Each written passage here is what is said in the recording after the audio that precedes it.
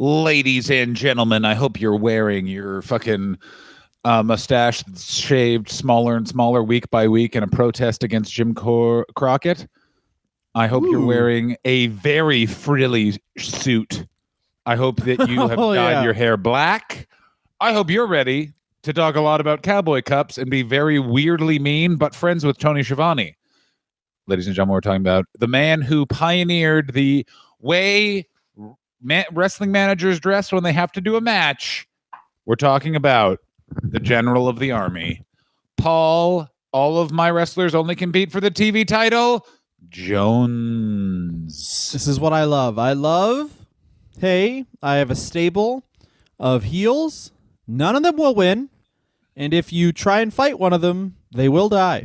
Yeah. Welcome to the Paul Jones episode. A man who had an amazing career in a time that no one talks about in terms of wrestling. So we only talk about the time he was in the 80s, brutally injured, unable to compete at the level he wanted to. Wearing a back brace, barely able manager. To move. As a manager.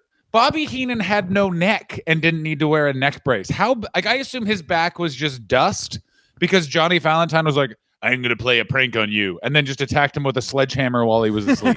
Well, it just shows how, obviously wrestling, when they started doing slam bang Western wrestling in the 30s, they still used boxing rings, and Paul Jones was one of the first guys who was like, I'm 5'9", I'm a babyface, I have to take all these crazy fucking bumps, and he did it all on boxing rings. And then his back, oh no, John, oh no. It is crazy how, it's insane that Paul Jones knew Jim Cornette, because Jim Cornette I always feel like is part of my wrestling lexicon, and Paul Jones was trained by Morris Siegel, who I believe was one of the people who invented the kayfabe language.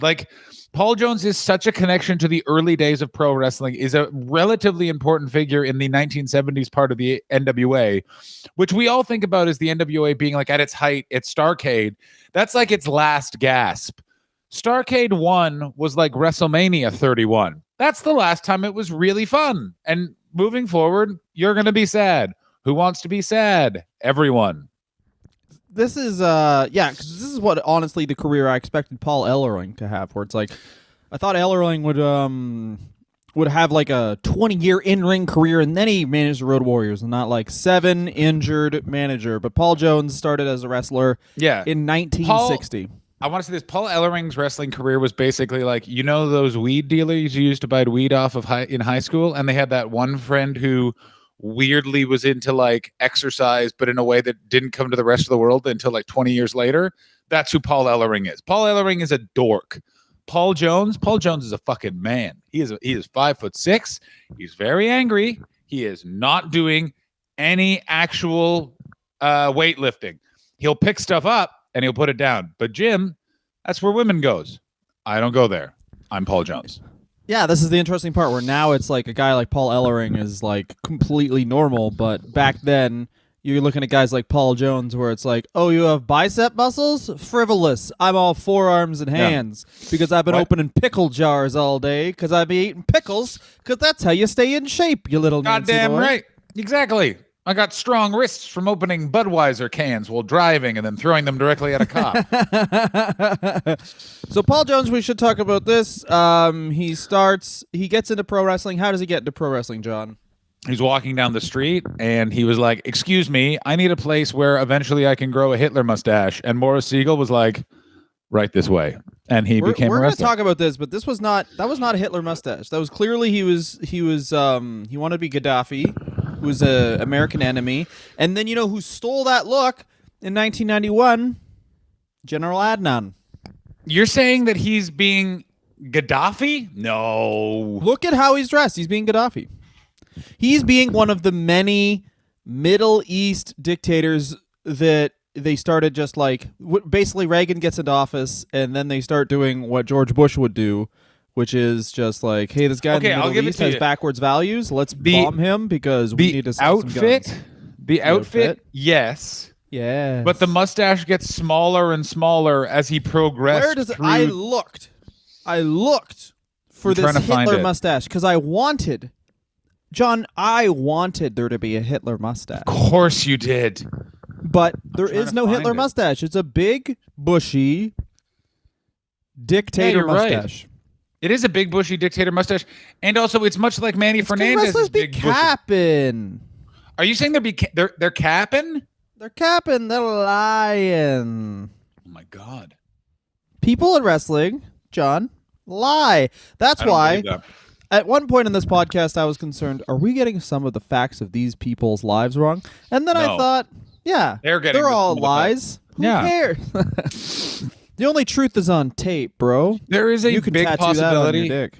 Oh my god! I already have. I was reminded. This is apropos of nothing, but something I've been meaning. I meant to tell you when we were having dinner together that I forgot about my friend. My friend dated a guy who had "fuck" tattooed on his dick, and then when his dick it. got hard, it said "fire truck." And that's not true. That's 100% true. I want to see this guy's dick then. I mean, we need to get a Nokia charger because that was in 2007. But I saw a photo of it, and I remember I had diarrhea that day, and I was so happy it made the diarrhea go away. All right, John, let's be honest here. Look at that. Oh my god! Let's close up. Can you get closer? Okay. How about just one of us? Fuck this.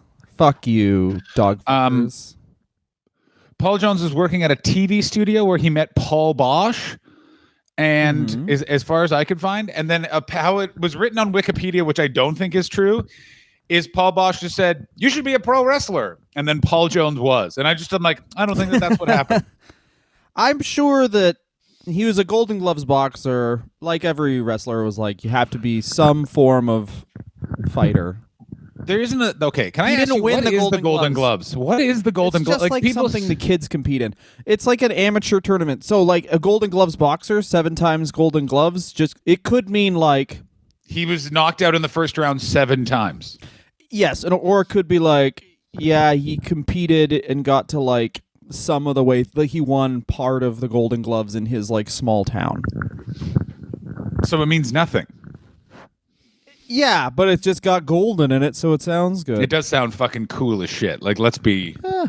It's an Yeah. amateur, like it'd be like if I was like, I don't know, state. It's like, you know, you hear people being state champs in wrestling, and you're like, oh, That's cool. me. Where are they from? Oklahoma? And it's like, no, they're from Utah. It's like, okay, who'd they beat? Just some guy's tired dad. He wore Yeah. He showed up in an Echo onesie because he thought that's what kids still wear, and he had pulled his hips immediately, so it was a forfeit win. Yeah, he was wearing lugs that disintegrated as he walked to the mat. Yeah, he was wearing lugs, and he grabbed the mic before and explained that it's not that he didn't want Timberlands, it's just that he thinks that they're not good enough for his feet. Yeah, he thinks that these are Timberlands. So Paul Bosch trains Paul Jones. Fun fact about Paul Bosch, he looks like one of the least sexy men ever, and yet fuck so well he made Gino Hernandez. Just know that. Isn't that the fucking Also, craziest Paul thing? Bosch, this is true, talking to a guy who wanted to like invent a candy bar, and he was like, break it in the middle and then you can sell 2 of them, and that's how Twix was made. That is not true. No, it is. He came up with Twix. No, he didn't. He said, and then you gimmick it. He kept saying gimmick, and the other guy was like, okay, if I take the words gimmick and kayfabe out, I think I have a candy bar.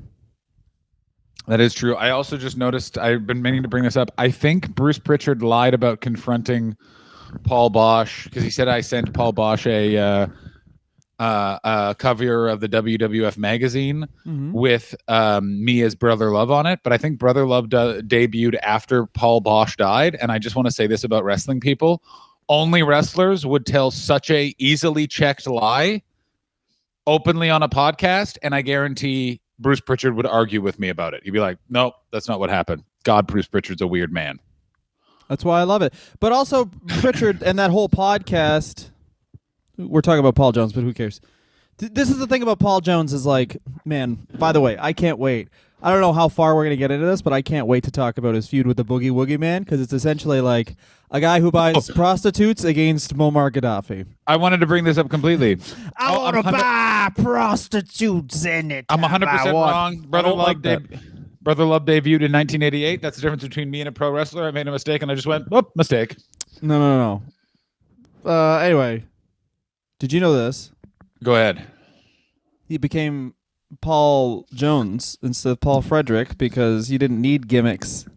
No, his gimmick is he's a jaunty man from the Midwest. Frederick, what are you, some sort of Polish? That's what I like. Get in here. Get over here. That you couldn't even be like. No. Yeah, you had to be from the Scaly Islands, as I call them, either Wales, Scotland, Ireland, or English, or you were get that fucking Jones or Smith. God damn it, pick a name. Get what I always like to think of it as the part of Europe that no one thinks of as Europe and no one wants to be Europe. Oh, I went through Europe. Oh, where'd you go? Wales. No, you didn't. You didn't go to Wales. You were way closer to a man shitting than you ever even realized. That's my main thing about Wales is you're That's what I like. Why is there a toilet literally next to the cash register and no door? And it's like, well, it's where someone pees. Yeah, I did a show where there were some English people in the audience, and it was like this guy is like an actor studio, and the guy's converted the alley into like a comedy club because COVID happened, and the British people were there, and I just said, must be crazy for you because if this was in England, this alley would be absolutely flooded with piss. Yeah, like anywhere you go in England has been so pissed on, and recently too. One time I saw a girl try and take a shit in the street and her friend was covering for her, but like it was London, so there was double-decker buses, so everyone just saw. And then she looked up and just saw everyone on the top of this bus, like realizing she was shitting in the street. Dude. She was like, oh. And then anyway, and then I saw a bunch of guys try to fast beat off, and one of them was John. I did not fast beat off. I took my time, but I memorized the situation. I walked up to her and I went, can I memorize this? You went. You went like this. You did the eyes to eyes thing. And can I memorize this? Pressed on your temple. Yeah. Oh, no, but I was talking the whole time. I was like, I want to memorize this. Oh my god! And then and she was like, "What?" And I was just like, "I'm trying new things, madam. I want to know if I can memorize this." And she's just like, "What?" Road, and I went yum yum yum yum yum, and she went, "Oh yum." Yeah. She's like, "I thought you were just doing it for like regular reasons, but if it's sexual, then yes." And I was like, "It is sexual." And she was like, "Oh, okay, that's cool." Okay. Continue, John. What were you saying? That wasn't about watching someone take a dump. Well, I was saying that the 60s and 70s in wrestling is the weirdest time because Paul Jones was a huge name throughout the 60s and the 70s, and besides like the fucking losers that listen, the losers that are you and me and the listeners to all of the Conrad Thompson By the way, here's what the world needs less of: a podcast featuring a wrestler and Conrad Thompson. I like all of them. There's too many now. There's officially. Yeah, it was like the Kurt Angle show. You see the progression. Yeah, but you see the progression of how the shows work. Where it's like starts off Pritchard, top of the WWF, given the juice on what's happening, and then you get, I forget the next one was Schiavone. It was Schiavone. Yeah, Next one was Schiavone. Discover that he's funny, doesn't really remember all that stuff because they did a Ric Flair episode and it was like 30 minutes long. He was like, I don't know, Rick's a cool guy. And they're like, any stories? He's like, I don't have stories. I got like 9 kids. It was pretty good.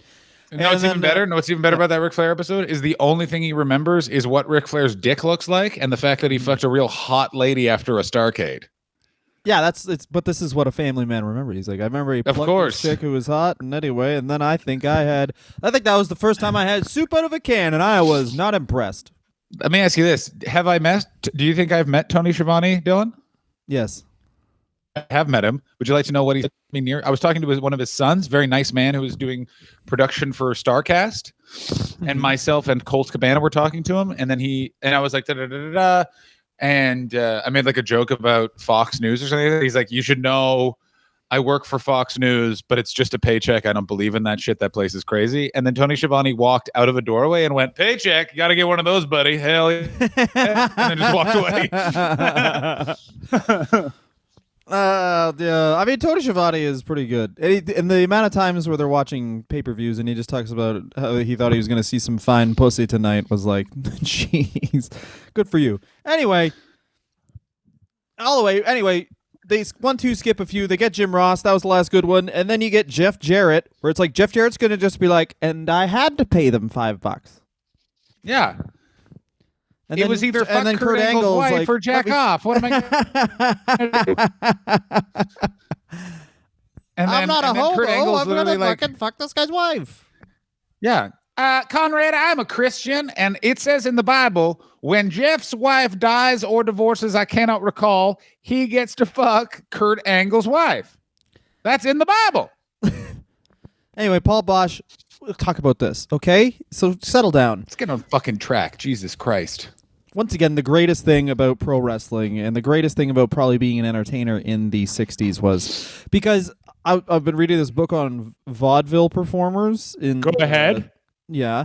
So I was thinking about how horrible it would be to be a traveling performer in the 20s, where it's like you literally are like, I heard this train goes to Springfield, Illinois. And then you just sit there and then you're like, I was wrong 3 days later. Or a train shows up after you've slept in the station for 3 days. Versus the 60s, where it's like, obviously there's an amazing rail line. We're even starting to have flights. And Highways. True. And like Yeah. a whole system to get places, which sounds obvious now, but like we take that shit for granted, just like, the next generation is going to take cell phones and like GPS for granted, right? And I mean, that's like 3 generations now, you old man. But completely to your point is the reason why the 60s you're a and fucking 70s dog is fucker. I am a dog lover. And so the thing with it is that the 60s and 70s, it was a time where you could really expand these territories. It's also a time where television kind of goes from like 1 or 2 channels to it is like local channels and those national syndicated networks. Like there's content now needed to be filled.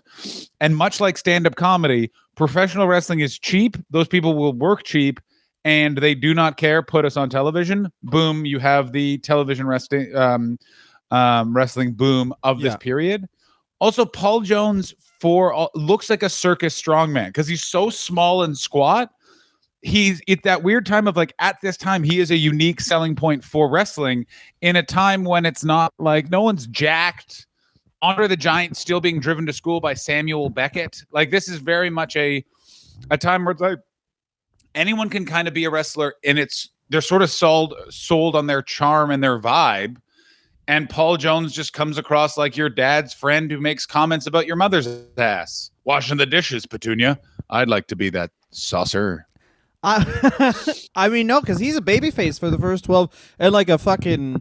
And this is why you see anytime I think that you hear Jim Cornette talk about Daniel Bryan, a guy like Paul Jones is the whole reason why Jim Cornette will shit all over basically new indie wrestlers, but like indie wrestlers from the mid 2000s where it's like they still had the remnants of basically we have to have some musculature. Or just like indie wrestlers from that era where it's like they're tough guys. This is why here guys like Paul Jones are totally why he loves them still, because he's 5'9", but he's squat, so he is a babyface because he's facing guys that are always bigger than him, and he has to do babyface fire comeback. I hope that made any sense. You weirdly did. Good, as long as it weirdly made sense. But Yeah, the reason why I talk about the traveling is he immediately is traveling all over the place. He goes to Australia 4 years into his career. Of course, if you're trained, all the guys, and this is funny because Now, can we just stop? I don't want to go on a huge tangent, but it's often discussed on this podcast really particularly as we get into a lot of Australia. For those of you who are new to the podcast, know what that is. Australia was a territory for the NWA run by Jim Barnett, who escaped to Australia. That was you were going to explain what Australia was. Continue. I thought you were going to be like, Australia's a little island that's full of it's a hot nice little guys. island filled with coffee and cuties. CNC. It is and it's where Jim Barnett basically ran a territory, and it was like this cash money grab for all of these wrestlers for most of the 60s, and Jim Barnett walking around, oh my bar. Gary Hart, of course, was the big heel wrestler or heel manager at that time, and eventually had to leave because Don Jardine, the spoiler, ripped a guy's nutsack off with his cowboy boot. Welcome to wrestling. It's fucking crazy. We got to talk about John Jardine, not next episode, but another one. Oh my god, I love we got to do some Jardine. other fucking man. This is the month of no one listening, by the way. We're talking about niche managers because next week is Gary Hart, where it's like I cannot wait to talk. I could talk about Gary Hart forever. Gary Hart is the best. Gary Hart, only wrestler every decade that could be right now. Don Callis is basically doing Gary Hart badly. Yeah, but you couldn't do Gary Hart now because no one, like, to do Gary Hart, a guy like Gary Hart properly now, you would legitimately have to have done something wrong. Like, the guy who could do Gary Hart properly is Joey Ryan. No, that's too much. He'd have to come back and be like, I'm in the women's division. Da, da, da, da. Then people would be like, I hate this fucking guy. Here's my question. Joey Ryan, do you think he'll be back? No. Interesting. Dude, they're all gone. What's his name? Jimmy Havoc, which is like, I mean, this is going to sound bad. I think AEW's kind of afraid to fire anybody, but Jimmy Havoc stunk, really, and obviously was fired because of the speaking out movement, and now he just works at like he has some day job now and just has completely changed what he looks like. You know what I mean? Like, it's just like, oh, good, you kind of like got rid of that guy. And I'm sure Joey Ryan's same, but Joey Ryan's kind of like, Jimmy Havoc was like, oh shit, and then just like changed his life. I'm sure Joey Ryan's like, but if you think about it, they shouldn't have gotten in the way. He's just telling that Joey to like Ryan a bus is top. now super Christian. That's good. On his Twitter, it just says God cancels the sin, not the sinner. That's terrifying. Yeah, he's just. That super sounds like Christian something now. you say before you blow up a school, for sure. Absolutely, yeah. This is something when Dylan and I eventually fulfill our blood pact. Dylan and I have an agreement that if one of us gets an inoperable disease, we'll hunt each other until death comes to both of us. It's like Murphy Brown and Jim Dial, but like hunting. Exactly correct. It's like I hate so much that I 100% understood that reference. Why? And because I don't think I've seen an episode of Murphy Brown since 1994. Murphy Brown? Yeah, of course. But we were both raised by single moms, so we watched a lot of strong female leads. Of course. Let me ask you this. Was Corky a real sexual awakening for you? Because she was for me. I forgot about Corky till now, but I'm going to stroke my juice big tonight. You can use that. You goddamn right. You gotta squeeze the hog's nose at Corky. No. Well, you don't like the phrase squeeze the hog's nose? This is what you do. We talk about territory wrestlers. And Giacano. Yeah. Okay. So basically, the entire 60s is him just going around being a squat man, being a baby face. It's very good. It's fine. He wins all these territory titles. Yeah. And in the 70s is kind of like the switch where he becomes a tag wrestler. And that is very interesting because, once again, if you look at this through the lens of wrestling now, Paul Jones would probably do all of this in 2 years. They get tired of him as a singles wrestler in 1 year, and then the next year he's a tag wrestler, and then he would have to hurt his own back to become a manager. Mm-hmm. The other thing that's important is Paul Jones would have a weird catchphrase that's very over for 3 weeks on AEW Dynamite, and then people are like, this fucking loser, get him out of here. What would his catchphrase be, you think? Number 1, Paul Jones. Mm-hmm. He'd kick out at one and be like, and then just be like this. Yeah, that's right. Hold up the one. And for 3 weeks, people would be like, 1, 1, 1, 1. and then he'd have one match with Kenny Omega, and everyone would be like, this again? Boring. You're like, oh, you fucking people are so hard to satisfy. I forget what promotion it is, but Paul Jones held all 3 titles at once, including, and I think it's fun to revisit this, the Brass Knuckles title, which is the Brass Knuckles title was essentially the hardcore title. I believe it was Big Time Wrestling. Yes, it was Brass Knuckles. Yeah. And how did the Brass Knuckles Championship get dissolved? I remember this. Luthez stuck it up his butt. That did happen, but that's not what retired it. Bruiser Brody was the champion. Put it in a bag and handed it to Bruce Pritchard. Bruce Pritchard just put it in the trunk of his car, and then Bruiser Brody no-showed the rest of the territory and didn't come back. And then Bruce Pritchard forgot he had the belt in his trunk for like 6 months. That's crazy. Yeah, it is. I got to go blow my nose real bad. Talk more about Paul Jones. Excuse me. Oh. John's literally just dump the feed. All right, so Paul Jones, he starts in Mid-Atlantic, and here are the 2 things about Paul Jones in Mid-Atlantic. Number 1, Paul Jones is friends with George Scott, the booker. Number 2, the Crockett's are very loyal. This 4-year run from 68 to 72 is the entire reason why if you're, I'm going to say 10 years older than me and listening to this, you're probably thinking, why the fucking shit did Paul Jones have a job for 10 years. This guy could only do a promo starting. I watched the evolution of Paul Jones. In 1978, he's a bad promo. In 1982, he's passable, and then he's passable until he decides to leave wrestling for starting his own auto body shop. Let me say this about Paul Jones promos, which of course start when he's the number one, the bad boy in wrestling in the early 70s. It's like he keeps getting lost. He keeps going to say his point, and then gets so lost. This is why I think that Vince McMahon scripts promos, is because he was like, you look at Ric Flair and you're like, Ric Flair can obviously improvise a promo. He has many tools to use if he gets lost that actually make it more entertaining. And there's like, when you talk about guys improvising a promo, everyone's always talking about the upper crust, which is obviously maybe a quarter of your show is the upper crust guys. But then you have 3/4 who just fucking suck. Yeah. And the 3/4 are what casual fans look in and see, hey, wrestling's stupid. And then they see Paul Jones going, when you get a turkey, I'll buy a bigger turkey. And when you have your small turkey, I'll throw it out. Just want to let you know that the Barbarian is here. He's wearing shoes on his left foot and his right foot.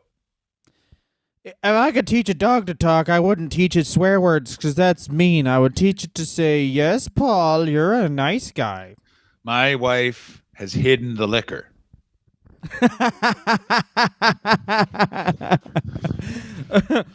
1972, Paul Jones returned to Championship Wrestling from Florida, and this is the invention of number one Paul Jones. Oh, he becomes the baddest bad boy. Oh my God.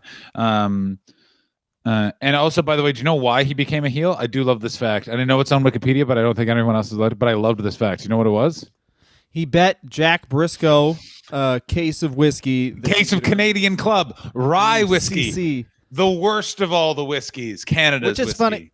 Well, yeah, exactly. He bet him a case of whiskey that you have to mix with Coca-Cola.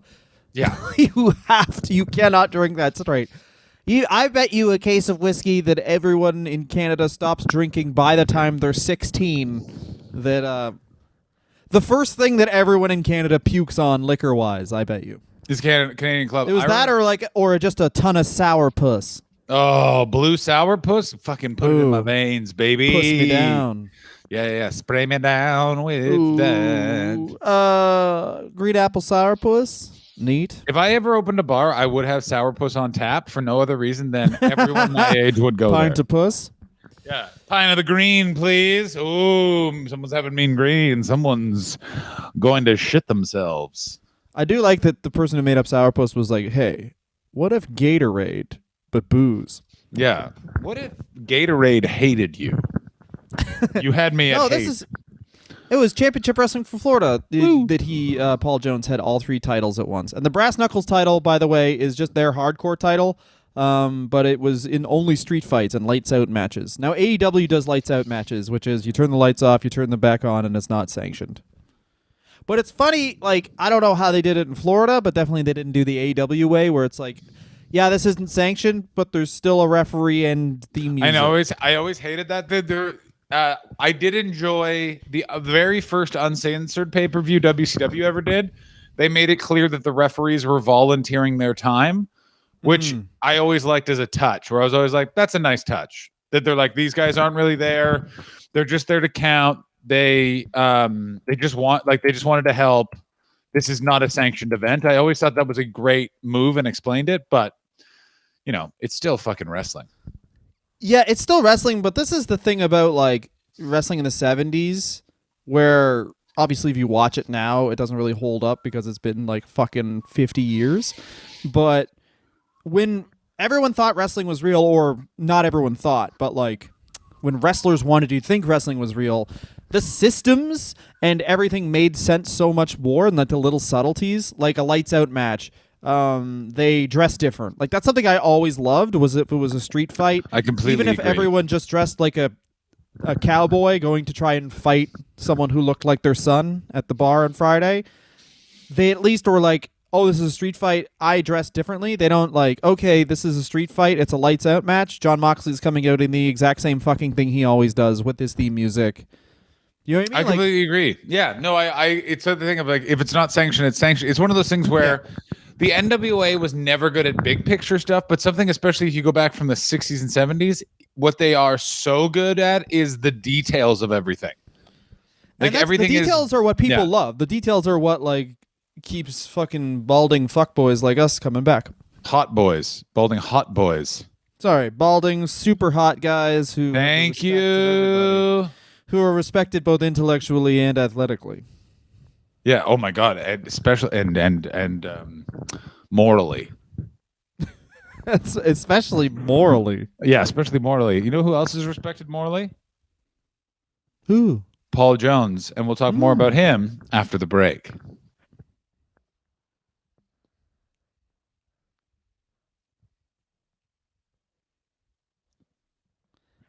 John, what'd you do during the break? I full jacked it. Oh yeah.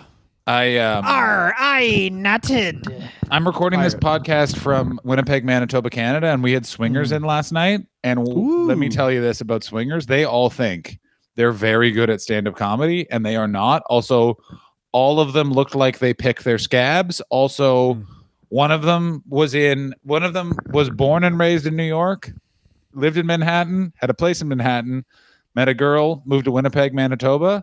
Let me tell you how weird this table was. I kept being like, dude, you fucked up. You should not have done that. And the rest of the crowd was like, yeah, why would you do that? And this one guy was like clearly upset about it. I was like, no, man, you're bitch. You're bitch. Well, yeah. Swingers all look like Wiccans. They certainly, yeah. Basically, Wiccans are just swingers that haven't found enough people to fuck yet. But they will, because it's a small community of Wiccans. And also, here's the thing that I know about swingers. They will always find a way. They're not looking to fuck certain people. They're looking to fuck people. Yeah, they just want to feel some action, baby. Yeah, baby, they want to feel that. If you're a swinger, there's nothing wrong with that, but maybe just try and join a volleyball league. They just want that warm. You can't get herpes from volleyball. That's my motto. Yes, you can. You certainly can. Oh, you can? Okay, yeah. You have an orgy in the locker room right after volleyball. Okay, but that's still about sex. No, it's not.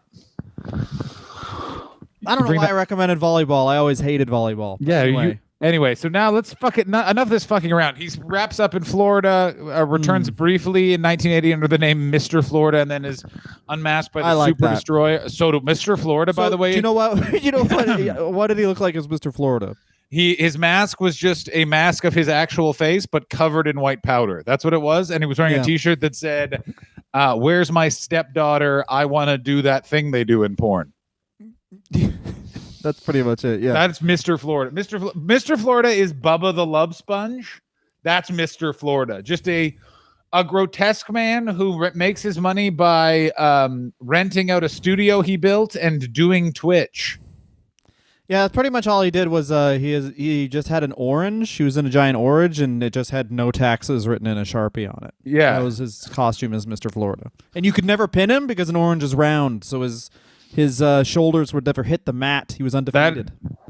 That is where Paul Jones invented the hunchbacks that were then stolen by Jim Herd. Sorry, I'm just looking up where Bubba the Love Sponge is now. Bubba the Love Sponge. Here's another fun thing. They have a feud with the Andersons, and I thought this was a pretty cool. As the Andersons would use this from time to time, Gene and Ole Ole Anderson would just throw Gene Anderson into people like in a head-on collision, knocking Gene Anderson and the other guy unconscious, and then Ole would pin him. It was one of the coolest finishing moves. And then they would do promos, and Gene Anderson would always be drooling, and essentially they'd be like, oh, he's drooling because Ole's given him so many concussions because their finisher is he just throws him into a guy. I mean, again, that's probably not even fake. That's probably true. By the way, Bubba the Love Sponge is still on air, but on AM in Florida, and one of his co-hosts' nickname is Coronavirus Survivor. We're gonna change this show into watching or just listening to Bubba the Love Sponge. Yes, we are. He's got it right. He did it. Now and then. Yeah. Hey. You know what that? Hey, Can't argue with that.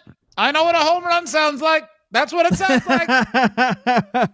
Here's we got a fucking. All right, who gives a fucking shit? Oh, well, we Not should me. say this though about Paul Jones is he's one of the guys who benefited greatly from the plane crash that almost ended Ric Flair's career, ended Johnny Valentine's career. So essentially, there was a plane crash with everyone who they're gonna push on it. Yeah. One guy dies. Who's on the plane crash? Fuck, I need to find that out. I should have. Johnny. It's Johnny Valentine. Yes. Johnny Valentine, Tim Woods, Ric Flair, David Crockett, I believe. You And- keep talking. I'll look up this plane crash so we can get exact names. And the person that died was the oh yeah, I got it. Mhm. It is no, that's the Gary Hart one. It is Ric Flair, Johnny Valentine, Bob Bruggers, Tim Woods, and David Crockett. Okay, so and Bob Bruggers was Paul Jones's tag partner. And the other thing about if you look up the 70s, hijacking a plane and a plane just crashing, pretty like All the time. It's when they brought. Well, they had to didn't bring have in. planes really figured out. And if you could just hijack a plane and people be like, "Well, you got me." It was also that thing of like it was plane safety regulations were brought in for a lot of different reasons. One of them being the Leonard Skinner crash, because that airplane was not up to code and wasn't safe. But you would only know that if you had a pilot inspect it, not a airplane inspector. And this is known and was part of the whole thing because Aerosmith almost bought that plane, but one of their dads is a pilot and went and looked at it and was like, "That thing's going to crash in 6 months." And then like 4 months later, it crashed with Leonard Skinner aboard. Like it's so fucking Jesus. crazy. Yeah, I remember that, like hearing a story about Leonard Skinner and them being like, you know what?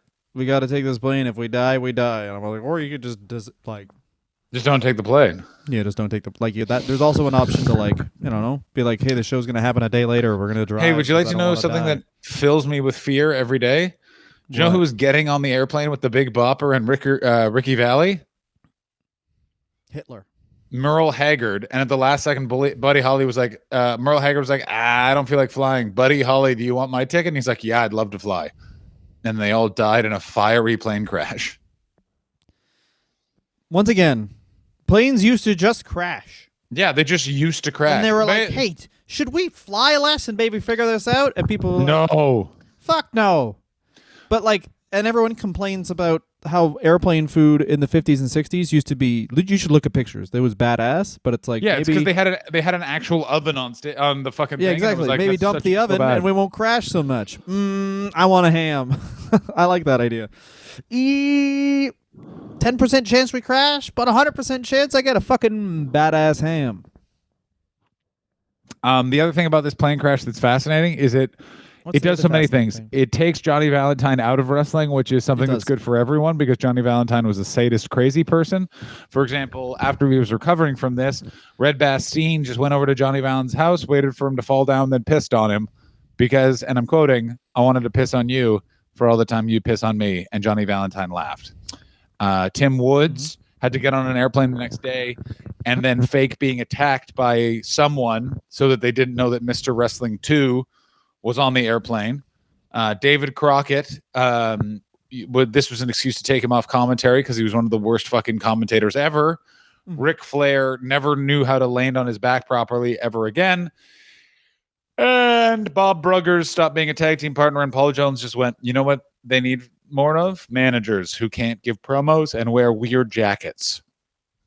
Well, this is the other thing is like in the span of how a territory works, Paul Jones is like flip-flopped like the Big Show because he turns face again, starts working with Ricky Steamboat, then turns on Ricky Steamboat, forms a tag team with Baron Von Raschke, and I don't mind telling you, a very good promo on YouTube where it's just Paul Watch Jones this one. basically being like, I talked to Baron Von Raschke and we agree on everything. Anyway, now this Nazi's going to talk. I wanted to say this about Baron Von Raschke and that promo that I also watched. Baron Von Raschke mispronounces his own name. Because I'm the Baron Von Raschke. And you're like, what? And he does it twice, and you're like, oh, the Baron is sleepy. I'm not from Minnesota. My name is Baron Von Rashty, and I do not live at 443 Mockingbird Lane, Minneapolis, Minnesota. And I'm not going home for a nice pancake breakfast after this with my goodly wife, Gloria. I'm going to the Nazi house to eat shoes. 20 years Paul Jones was a wrestler, and then he becomes a manager. He was a champion pretty much up until he stopped wrestling. His last It championship must be a nightmare was... for this man that he died relatively recently, and his entire legacy is nerds being like, you used to stand next to Manny Fernandez. Yeah, man. It's so weird, like, how this thing works. Because, like, Paul Jones would be so celebrated if Jim Crockett had never, like, if WCW had won the wrestling war, then then he would be celebrated as like, oh, that guy. I mean, I need to make this clear. If WCW had won the wrestling war, there would be no wrestling on television anymore. Wrestling would be, they would have done, because WCW would have imploded the way WCW imploded, and then that's it. Like, No, there'd be wrestling on TV for sure. no, absolutely not. Another company would have just come up because it's too cheap. Like we said before, wrestling, if you look at it from a program perspective, it's like, let's say look at the That's show interesting, Friends. Dylan, because was I do not do that. Very successful, but they had to pay the actors. The studio has to pay the writers. All these things with wrestling, the actors are also the writers a lot of times, and they pay for themselves with tickets. That's right. You just pay them like they're a sports league essentially, and everything else is handled in house. The production's in house, everything. It's a fair point. You just turn cameras on, and also wrestling fans are just wrestling fans. So like you could, I mean, it's awesome that there's all this production value, but I mean, if we're all degenerates, if everything stopped tomorrow, AEW and WWE stopped, and that was like, hey, I got 4 iPhones and they're all iPhone 6s. I'm gonna film this wrestling show. Everyone would be like, you got me. Yeah, you did it again. Yeah, 4 of them. I'm joking. There's 2. Fine. Still, I'll watch it. Just filmed like a street fight video. Can't really tell what's happening because mostly it's just back on back, but whatever. I'll watch it. Anyway, Damn right. now the only thing, we're 40 minutes in, we finally get to what we're going to talk about here, which is Paul Jones' Army. John? Yes, the Paul Jones Army. It started in 1982, and it helped him battle the Boogie Woogie Man. Basically, throughout the 80s, instead of, so WWE's answer to we need to get a bunch of people on the card is Battle Royal. NWA's answer to we need to get a bunch of people on the card is put Jimmy Valiant and Paul Jones having a fight and just make it an 8-man tag. Like that's basically what they constantly did. And going to your point is it was Paul Jones. It was basically mustache versus beard, decency versus loud music. You know, like it was, Jimmy Valiant was saying words with Y or IE at the end of it, and Paul Jones will not stand for that. This is the other thing about this, which is very fun, is that Paul Jones's character is, I think I'm fucking hot and I'm a bad man. Like he's just a heel. And Jimmy Valiant's character is, I lived on the street, I have sex with prostitutes, my manager is Big Mama. Also, he's just another Dusty Rhodes character where he's just doing what black wrestlers do, but everyone's cheering him and it's fine because it's the South and they're like, we can cheer for this guy. Disgusting. And not but like Jimmy Valiant's very good wrestler and all this, but like then you watch like they do the exact thing. Dude, John Cena is just good Jimmy Valiant.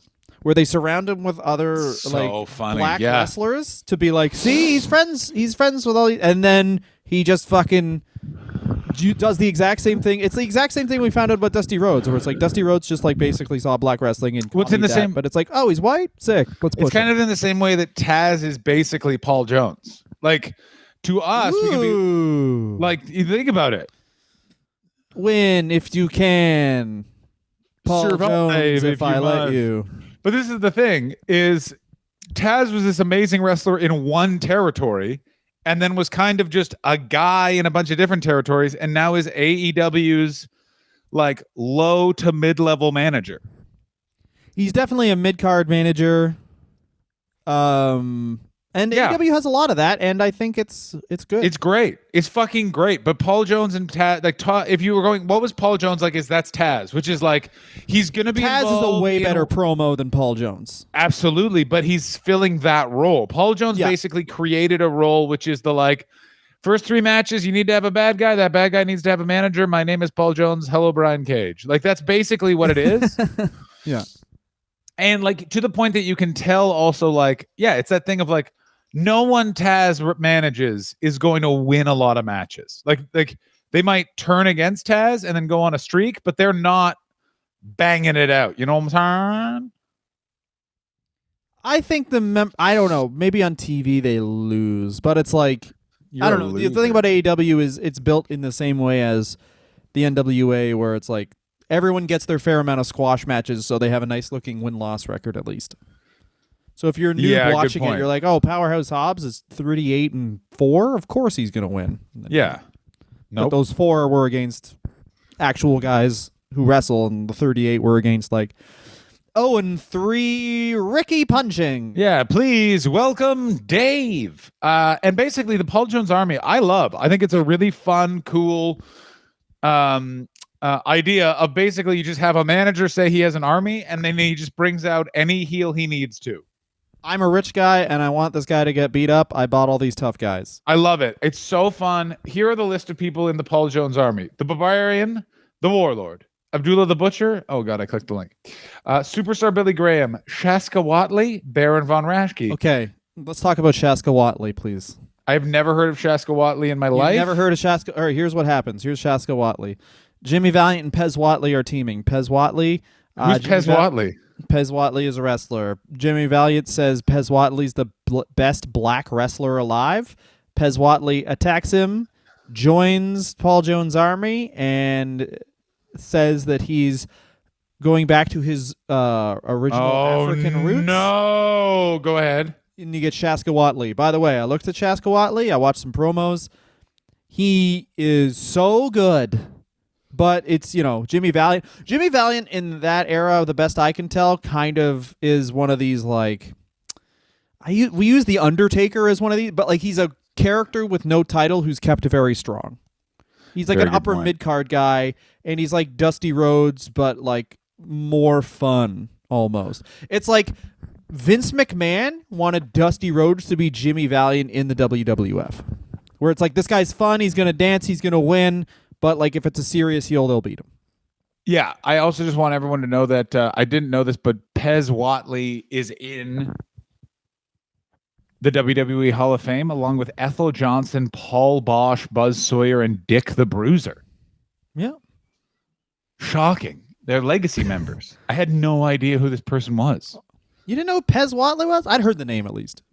But yeah, no, Pez Watley, stop saying like you knew who he was. You didn't know who he was. No, you didn't. You're lying. Fuck. I did. Pez Watley was like a normal babyface until he became Shaska Watley, which now you can't, like, even saying the name I feel dirty. Yeah. But yeah, he was, and then he feuds, of course, with Jimmy Valiant, and just really every single match, by the way, in the Paul Jones Jimmy Valiant feud was hair versus some form of beard or Jimmy Valiant's hair. But they feuded for so long too. Like there's multiple Starrcades where they do it. That was it, yeah. Jimmy Valiant loses a loser leaves town match to Paul Jones at Starrcade 1984. And then they just keep feuding. Town? No. I left town, yeah, but the Boogie Woogie Man bought a whore last night, and means David Crockett's fine because I dressed up like a girl and sucked myself off. So do you know how you knew that Jimmy Valiant moved into a territory? Did you know how you knew? He said hi. He painted the entire house. He was living in black always.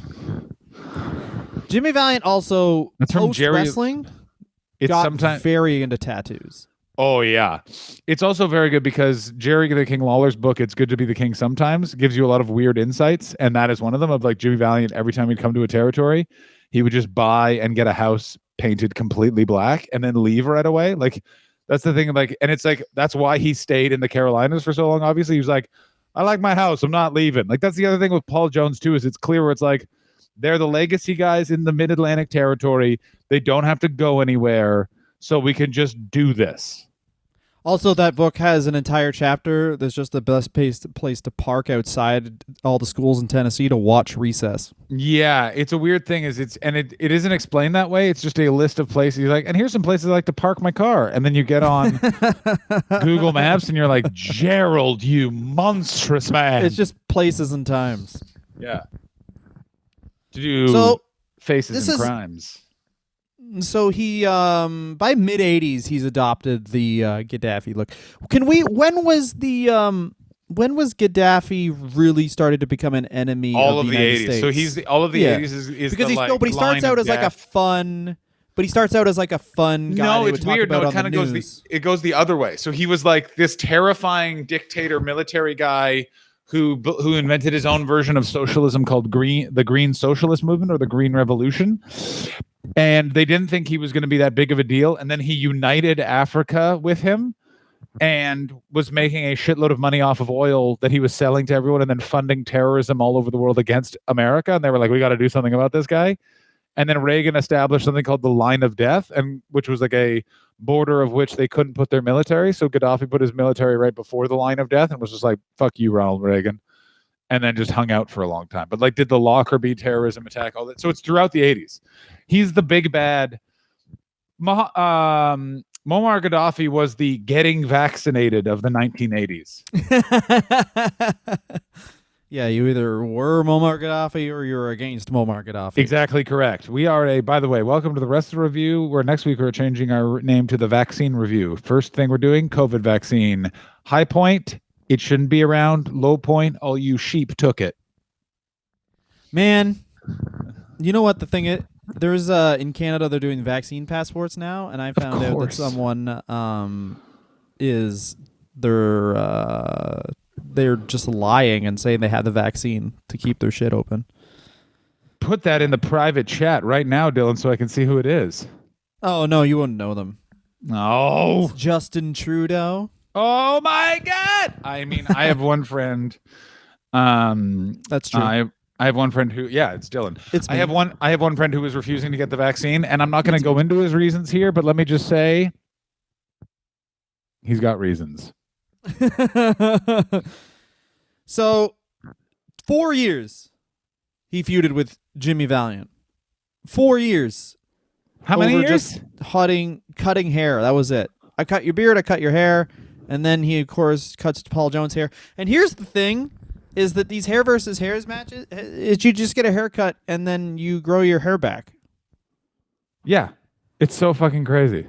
It's not like they're like, all right, now I'm going to like salt the pores so hair never grows again. It's just kind of like, temporarily, you're going to have your head shaved. Yeah. You're going to be able to boogie woogie a little less noticeably, Mr. Valiant, with your businessman haircut, which is what you should have. I'm a general. That should have been a get herpes match where you just like... Oh, yeah. Because then they have it forever. It's like, well, I lost this feud. That's why I get cold sores. I just quickly want to round around the rest of the Paul Jones army. We had Tijo Khan, Manny Fernandez, Rick Rude, Ivan Koloff, Vladimir Petrov, a.k.a. Al Blake, the Assassins, number 1 and number 2, the Russian Assassins, which is Russian Assassin 1 and Russian Assassin 2, and then Mighty Wilbur. By the way, Russian Assassin 1 is Jack Victory. Russian Assassin 2 is a guy named the Angel of Death.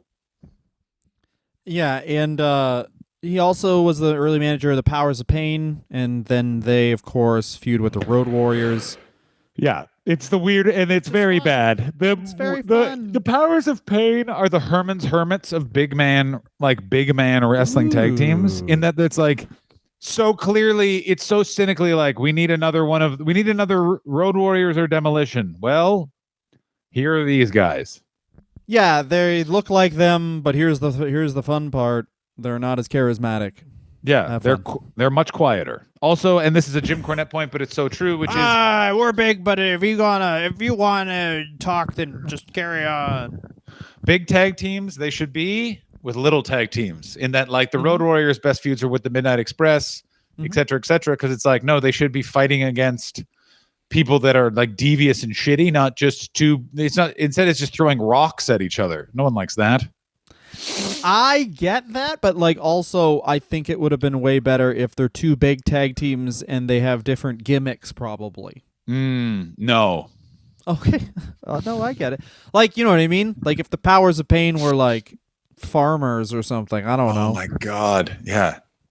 Or guys who just were really liked owning dogs. I Sorry, would like we that. have to walk our dog before the match. Yeah, and then you have to watch them walk they're the just dog. really fit yoga participants. Yeah. We're just here to do yoga. What? Shut up. You have to watch this 3-hour yoga demonstration before the match. Cool, guys. So Paul Jones left Mid-Atlantic once Jim Crockett sold to Ted Turner. Did you know that? I did know that. Mm-hmm. And what did he do? He formed his own territory because WCW didn't have time to play all the small towns that made up all the money that Jim Crockett would make. So he formed a territory that only played those small towns, and the territory had Ricky the Dragon Steamboat in it, Ken Shamrock, and the Nasty Boys. And then that territory folded in 2 years, and he started an auto body shop where he basically operated until his death 3 years ago. What a nice man. What a nice, weird man. Take the hint. Paul Jones probably could have stuck around and got some weird job in the WWF and done 1,000 shoot Didn't interviews. want to. Yeah, done 1,000 shoot interviews about how Vince McMahon actually treated him like real shit because, you know, he was against him in the 80s and Vince will never really forgive you. I assume that he'll give you a job, but the first 2 years, it seems, of that job are just Vince being like, how does it feel to have fucking lost? And you're like, I just worked there, man. I just worked there. Yeah, you fucking lost. Fuck you. Your entire job will just be a man bare ass farting on your stuff. Just like, is this yours? I would love to know, like, I assume that Vince hired a bunch of, like, even just accountants when Turner folded, or sorry, when WCW folded, like, hired some Turner accountants just to be like, you fucking lost the wrestling war, and then gave them more work to do than his accountants, and then what's so crazy just is fart on their computers and be like, now use it with your face. They had to actually delay contract negotiations because Vince's main point was, I get to burn down the WCW offices. And they were like, no, there's other departments in that. We're a giant corporation. You can't just burn down. And he's like, no deal then. I walk away. Yeah. And that's how September 11th happened. He thought it was WCW. That's right. He went, all right, I'll buy this, but I get to 9/11 it. And they're like, we don't know what that is. And he's like, you're going to find out. Yeah, and that was the thing that flew into the Pentagon, is he thought that was the Dallas Sportatorium. Yeah, exactly. Yeah, he thought that the Pentagon was the. He was like, I'm gonna take out the last Von Erich. Ha ha ha ha. Yeah, and that field. He was pissed. And by the way, that field in Pennsylvania where that plane crashed, that was just because he thought Shane might be there. Yeah. That was it. Yep. So that's that. That's the real story behind 9/11, and of course, Paul Jones. I'm going to say this about Paul Jones, by the way. High Point, winning all the titles in Florida. No low point. This man had a great career. What a great man. Here's what Paul Jones is the American dream, Dylan. Yeah. He had no skills as a man who talked on a microphone, and he did that job for 10 years. He just was like, and there's a lot of stuff backstage too, we should say, about him being very close to the promoters and like being a stooge. And let me tell you this, that's how you keep a job with only some talent. Yeah, welcome to it. It would be like if, I mean, this is like obviously an easy one, and I'm only thinking of it because they're probably the same height, but it'd be like if Daniel Bryan just became a heel manager, where it's like, yeah, he's okay on the mic, but he shouldn't be like featured, but like... Yeah, and Daniel Bryan is not nearly as bad as Paul. Like, Paul Jones gets actively confused during a promo. Constantly. Like, I'm here representing the Barbarian and his friend, who's my friend too. You're like, what? Yeah, Paul? No, and you can jump in anytime, Warlord. I forgot where I am. Yeah. Don't mind me, David Crockett. Interrupt anytime, please. Fuck how you, much David. time's left? I'm gonna have to just start talking about how I licked too many envelopes today and I'm dizzy. My name is Paul Jones, and welcome to the Thunder. There you go. I think the high point of Paul Jones is his Hot bod? Probably the 60s, and how fast he got started. And the low point is that he just kind of, what the thing about Paul Jones is, I'll say he had 2 high points. So the other high point was taking the hint that his time in wrestling was over and not Great point. on. I'm sure that Paul Jones was mad for like 3 or 4 years that he felt like he couldn't work in professional wrestling anymore, but then that passed and he certainly is happier than guys who are just trying to still hang on. Or maybe those guys are still happy, I don't know, but like it just seems like they're absolutely not happy. He took the hint and moved on with his life, and that's something we always on the Wrestler Review very much endorse. Certainly are. We always take a hint, and I'm going to take the hint right now and end this program. Dylan, do the plugs, you fuck. At Wrestler Review, Twitter, Instagram, and TikTok. At Dylan Gott on Twitter and Instagram and TikTok. At The John Hastings, Twitter, Instagram. No TikTok? That's right. No TikTok. John, fuck TikTok. John's on LinkedIn, though, so you can fucking send him some suck-offs on LinkedIn. Head over to LinkedIn and send me whatever you want. On LinkedIn about 14 times a day. Untitled Twitch stream, twitch.tv/something. Untitled Twitch stream, I suppose. Thanks so much for listening, guys. Next week, we'll do Gary Hart. I drink piss. Gary Fart.